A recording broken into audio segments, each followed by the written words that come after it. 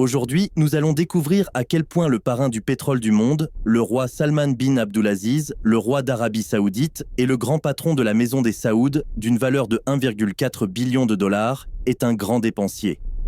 Parce que ce soit voyager avec cet avion ou amener votre propre escalier doré pour descendre de cet avion, s'il y a une chose dont on peut être sûr, c'est que le roi saoudien n'hésitera pas à dépenser de l'argent pour des vacances agréables. Enfant, si nous entendions parler des histoires d'anciens rois comme Mansa Musa, qui voyageaient en portant des robes dorées, ou d'autres comme lui, la plupart d'entre nous considéraient ces histoires comme rien de plus que des contes de fées. Et bien que cela soit vrai en grande partie, il y a encore quelques monarques qui savent vraiment ce que signifie être royal. Et avant tout, parmi eux, il y a le roi Salman Abdulaziz. Soyez prêts, car certaines de ces dépenses et demandes ont été assez somptueuses pour provoquer des manifestations qui ont réuni des milliers de personnes. Et si vous allez jusqu'au bout, nous pourrions vous parler du prince héritier.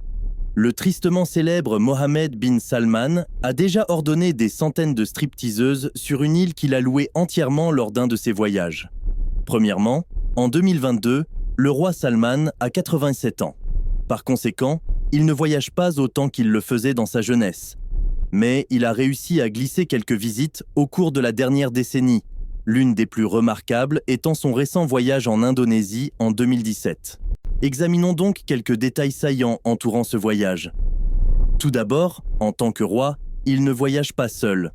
Mais contrairement à d'autres personnes de son importance, le roi Salman aime aller, disons simplement, au-delà. Lors de son voyage en Indonésie, il a amené avec lui non pas quelques dizaines ou quelques centaines, mais plus d'1 millier de personnes. Et tous ces près de 1500 personnes sont arrivées dans une flotte de 7 avions comprenant des Boeing 747, 777, un 757, un 737 et un avion de transport Lockheed C-130 Hercules. Et cela n'était que pour 9 jours. Mais si vous pensez que c'est toute l'histoire, vous vous trompez. Parce que le roi a également apporté beaucoup de bagages. Combien exactement, demandez-vous ? Eh bien, il a apporté une cargaison métrique entière, littéralement. Pesant plus de 500 tonnes métriques, ce bagage de voyage comprenait des choses comme non pas une, mais 2 voitures Mercedes, et pesait plus de 200 éléphants combinés. Je sais que chaque fois que vous ou moi voyageons, nous parlons toujours de la même chose. Mais je ne suis pas sûr que cela soit vrai. Je ne suis pas sûr que cela soit vrai. Je ne suis pas sûr que cela soit vrai. Je ne suis pas sûr que cela soit vrai. Enfin, je vois que la différence n'est pas que nous avons toujours envie d'aller dans un endroit où il n'y aurait aucun autre touriste. Eh bien, il s'avère que même les leaders nationaux ressentent parfois la même chose. Mais la différence entre eux et nous est qu'ils ne veulent pas seulement que les touristes partent, mais ils veulent aussi se débarrasser des habitants. Et l'autre différence, c'est qu'ils peuvent réellement y arriver. C'est vrai. Lorsque le roi Salman a visité le sud de la France en 2015, il n'a pas seulement suivi sa routine habituelle d'homme et visité les attractions touristiques les plus célèbres de Paris avec un entourage massif et une sécurité hermétique, mais il a également fait fermer une plage entière pour son plaisir et sa sécurité privée. Lors d'une visite en coordination avec le gouvernement français, qui a développé de nouveaux liens avec l'Arabie Saoudite et d'autres pays du Golfe au cours des 3 dernières années afin d'améliorer les relations commerciales avec ces endroits, le roi Salman a décidé de faire de sa résidence une villa sur la côte méditerranéenne, dans la ville pittoresque de Vallauris. Curieusement, le même endroit a été choisi par d'autres touristes de haut niveau. Plus précisément, c'est l'endroit où la légendaire actrice Rita Hayworth a célébré son mariage avec le prince Ali Khan en 1949.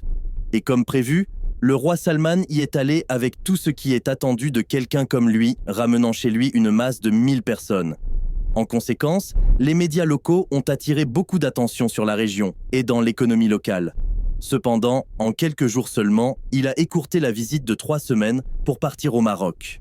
Alors, que s'est-il passé qui aurait pu ruiner ce voyage par ailleurs idyllique ? Eh bien, voyez-vous, étant donné qu'il avait 80 ans au moment de la visite, le roi Salman n'était pas en grande forme pour marcher beaucoup.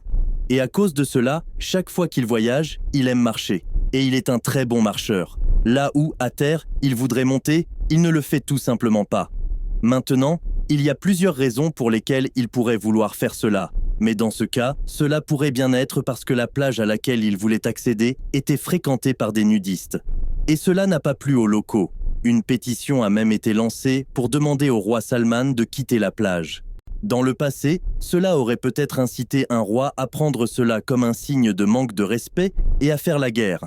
Mais le roi Salman a déclaré qu'il respectait le peuple français et espérait que son emploi du temps l'autoriserait à visiter Cannes l'année suivante, où le célèbre festival du film a lieu annuellement.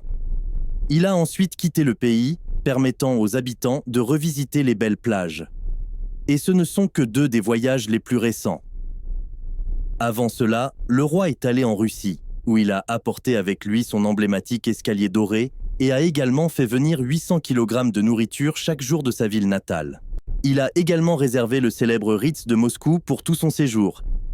En comparaison, c'est le même endroit où le président Barack Obama et Trump ont séjourné lors de leur voyage.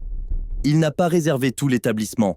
Il a fait la même chose lorsqu'il a réservé chacune des 222 chambres du Four Seasons Hotel Washington, D.C. à Georgetown, lorsqu'il a voyagé aux États-Unis pour une visite d'État en 2015. C'est bien pour le roi, mais comme toute personne ayant entendu parler de la politique saoudienne ces dernières années le sait, l'homme qui tire réellement les ficelles du pays est le fils actuel du roi. Le prince Mohammed bin Salman, qui, entre autres choses, a suscité beaucoup de controverses en raison de son implication dans la guerre au Yémen. Et étant donné qu'il va remplacer son père en tant que roi dans la prochaine décennie, que dire de ses propres habitudes de dépenses?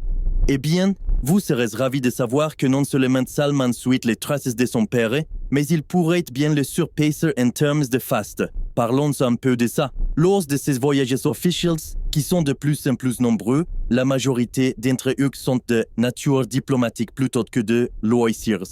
Par exemple, lors de sa récente visite au Pakistan, allié de longue date de l'Arabie Saoudite, l'avion du prince a été escorté par un escadron entier de JF-17 et de F-16 de la force aérienne pakistanaise tout au long de son voyage dans la péninsule arabique. Et si son importance n'était pas déjà soulignée, il a été accueilli par le Premier ministre du pays à son arrivée et a voyagé avec lui jusqu'à la résidence du Premier ministre. Et c'était un voyage long et fatigant. Autrement, pourquoi ? Eh bien, apprenez ceci. Jusqu'à nouvel ordre, les interprètes de New York étaient en ville pour une conférence. Et plus tôt la même année, lorsqu'il a visité la France pendant 3 jours, ses bagages, bien que moins imposants que ceux de son père, étaient toujours plus lourds qu'un camion littéral. Cela dit, ses voyages n'ont toujours rien à voir avec le genre de choses qu'il fait lors de ses voyages de loisirs. Et le meilleur exemple est sa fête secrète aux Maldives, un pays insulaire et pittoresque dans l'océan Indien. Lors de ce voyage, Mohammed bin Salman a non seulement loué une île entière appelée Vela, conçue pour être l'une des destinations les plus luxueuses et les plus chères au monde, avec une quarantaine de villas privées, des ponts privés, des piscines couvrant un quart de l'île et même des machines à neige pour créer un paysage enneigé sur une île tropicale. Mais la partie la plus impressionnante a été l'embauche de plus de 150 hôtels modernes et haut de gamme pour le divertissement de quelques dizaines d'hommes du Moyen-Orient. Dans l'ensemble, cet événement ultra exclusif a coûté au prince la somme impressionnante de 50 millions de dollars. J'espère que vous avez apprécié de regarder la vidéo d'aujourd'hui, et si c'est le cas, n'oubliez pas de mettre un pouce levé et de vous abonner pour plus de contenu.